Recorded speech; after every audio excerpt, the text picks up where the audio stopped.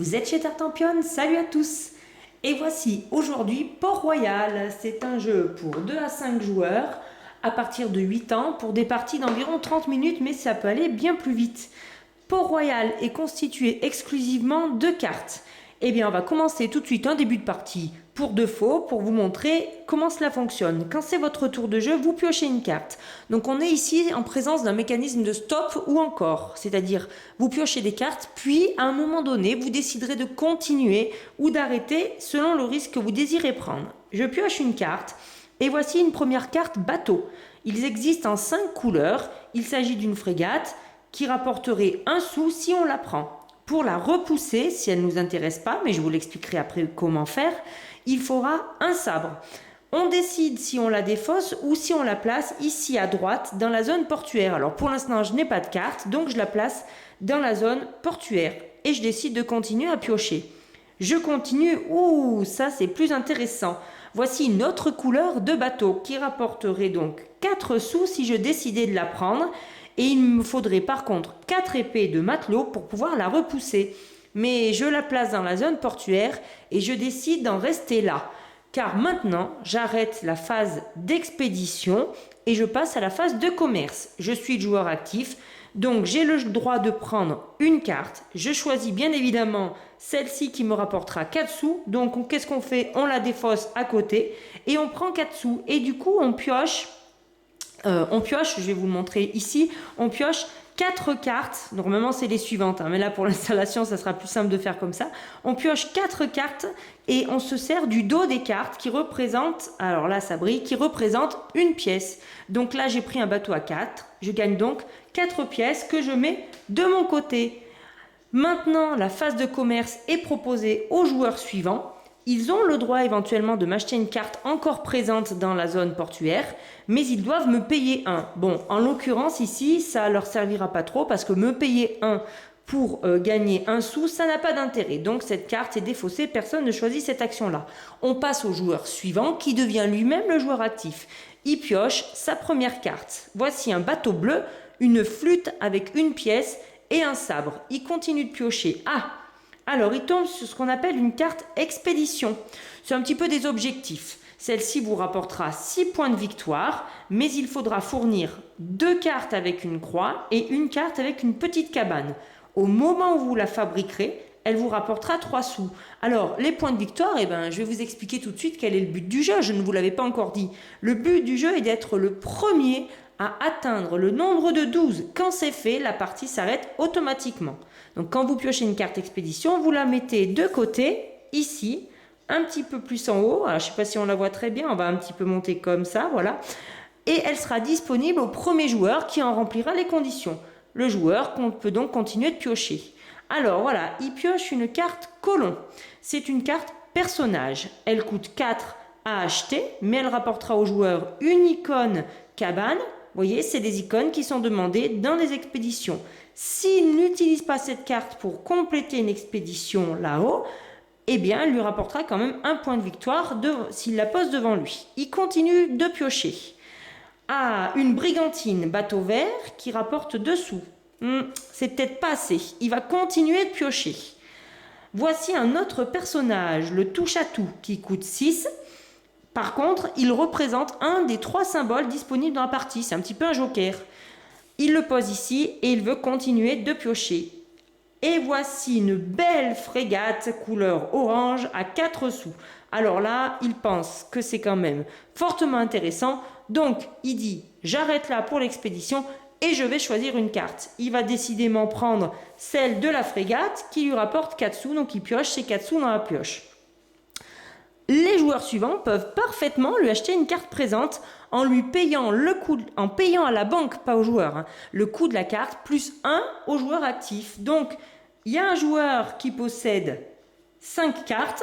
Il dit, je paye 4 à la banque, donc il les défausse. Et il donne 1 au joueur qui était le joueur actif. Et il a le droit, du coup, de prendre cette carte-là. On fait ainsi un tour de table. Si personne d'autre n'a pris de cartes, eh bien alors, la phase de commerce est terminée. Les cartes sont défaussées. Joueur suivant qui pioche à son tour. Un galion noir, une pièce, 2 sabres.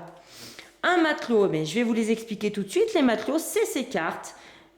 alors celui-là coûte 5 et rapporte 2 points de victoire quand on l'a en sa possession, mais surtout il propose un sabre. C'est ces fameux sabres qui nous permettront éventuellement de repousser les bateaux. Donc si quelqu'un achète cette carte, il pourra repousser les bateaux, mais avec un seul sabre. Donc il n'aurait pas pu repousser ce bateau à deux. Vous voyez, il existe aussi des cartes matelots où vous pouvez repousser 2 sabres. On continue, il pioche une flûte à 3 sous. Il pose, il continue. Nouvelle carte expédition. Alors, il n'y en a pas beaucoup, il y en a 6 en jeu. Il y en a des 4 points de victoire et des 6 points de victoire. Donc, les 4 points de victoire ne demandent que 2 objets, alors que les 6 points de victoire en demandent 3. Et les 4 points de victoire ne rapportent que 2 sous. Donc, celle-ci est mise en jeu, il faudra 2 encres pour la faire. Le joueur continue de piocher. Voici un prêtre qui présentera un symbole croix. On continue. Aïe, aïe, aïe, aïe, aïe. Et voilà ce que j'allais vous dire. Voilà le problème. Parce que pourquoi on veut repousser ou pas repousser, je vous parle de ça depuis le début. Parce qu'il y a une petite règle qui dit que quand apparaissent en jeu 2 cartes bateaux de la même couleur, tout saute. On ne passe même pas à la phase de commerce. Et là, c'est le cas. Comme il n'a pas pris les bateaux avant, un deuxième noir vient d'arriver, et bien c'est terminé. Son tour est fini, les autres joueurs ne pourront même pas participer au commerce, on passe aux joueurs suivants. Donc voilà l'intérêt parfois d'avoir des cartes sabres pour repousser des petits bateaux à 1. On continue, il pioche un jaune, ensuite il pioche, je vais vous le montrer de plus près, un capitaine qui propose une ancre. On continue, une brigantine à 1, ah ça lui va pas, c'est pas assez, il continue. Et voici un fameux pirate qui lui permettrait de repousser de 2. On continue. Ah, une taxation. Alors ces cartes-là, il n'y en a que 4 en jeu avec 2 catégories différentes. Donc la taxation, en fait, c'est si vous possédez 12 cartes ou plus en main, eh bien vous perdez la moitié de votre fortune. Et ça fait très mal. Donc il faut faire attention quand on accumule un petit peu d'argent. À un moment donné, il faudra quand même bien le dépenser. Il y a un petit bonus en plus qui apparaît. Pour ce type de carte, c'est celui qui a le plus d'épées qui gagne un point. Et après, les autres types de cartes, c'est celui qui a le moins de points de victoire qui gagne un point. Donc la carte taxation, une fois qu'elle est appliquée à tout le monde, pas qu'aux joueurs actifs, elle est défaussée. Le joueur peut parfaitement continuer de piocher.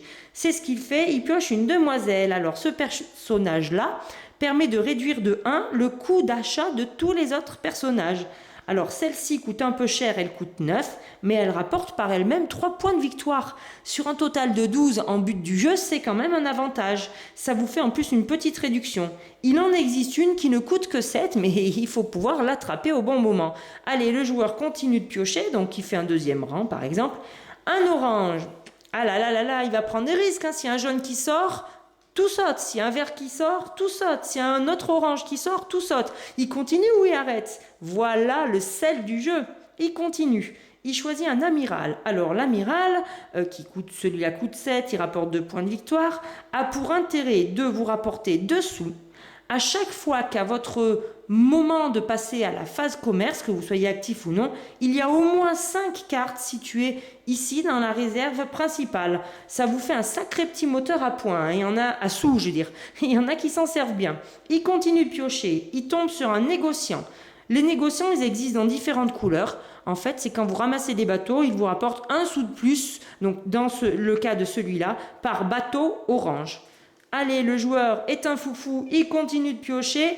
Un bateau noir avec 3 pièces, waouh, c'est magnifique. Alors il va s'arrêter là pour 2 raisons, parce que quand même là il a quand même pris pas mal de risques, mais surtout parce que dans la zone portuaire sont maintenant présentes 4 couleurs de bateaux différentes.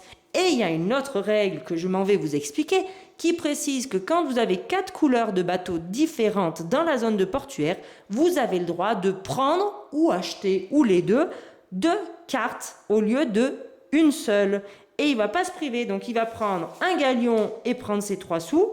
Et ensuite, il peut décider, alors il peut parfaitement décider d'utiliser tout de suite ses sous. S'il avait acheté un personnage, il pouvait tout de suite en appliquer l'effet. Donc par exemple, s'il avait eu assez de sous pour prendre une demoiselle, il aurait pu tout à fait prendre un pirate avec, au lieu de le payer 9, le payer 8. Vous voyez, on peut combiner comme ça, c'est très très fluide hein, comme jeu. Et donc, il va décider aussi de prendre un négociant parce que ça ne coûte pas très cher. Donc, il paye le coût du négociant et il le met devant lui.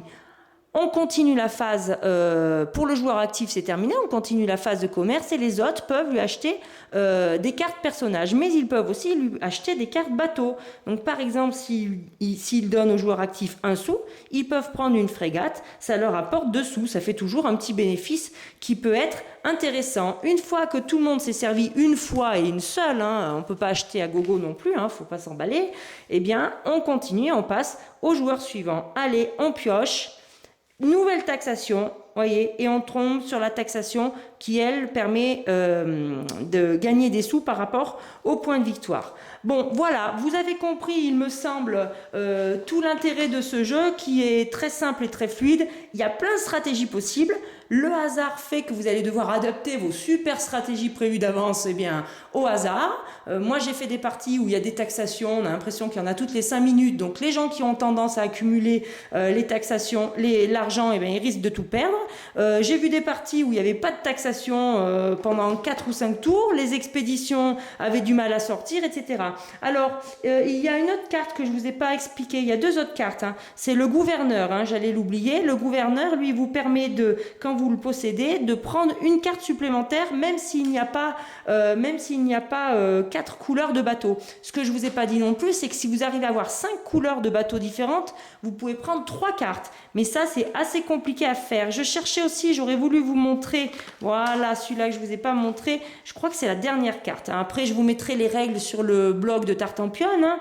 En PDF, comme ça vous permettra de voir si je me suis trompée, si j'ai oublié des choses ou pas. Voilà le saltimbanque qui lui vous rapporte 1 sou à chaque fois qu'il ne reste aucune carte lorsque la phase de commerce arrive à votre tour. Donc là aussi, hein, on a des petits malins qui cumulent, qui achètent plusieurs saltimbanques et à plusieurs joueurs, ça vaut vraiment le coup. Ça peut même faire gagner. Voilà pour Port-Royal, qui est un excellent jeu de stop ou encore. Je vous le recommande. Amusez-vous bien.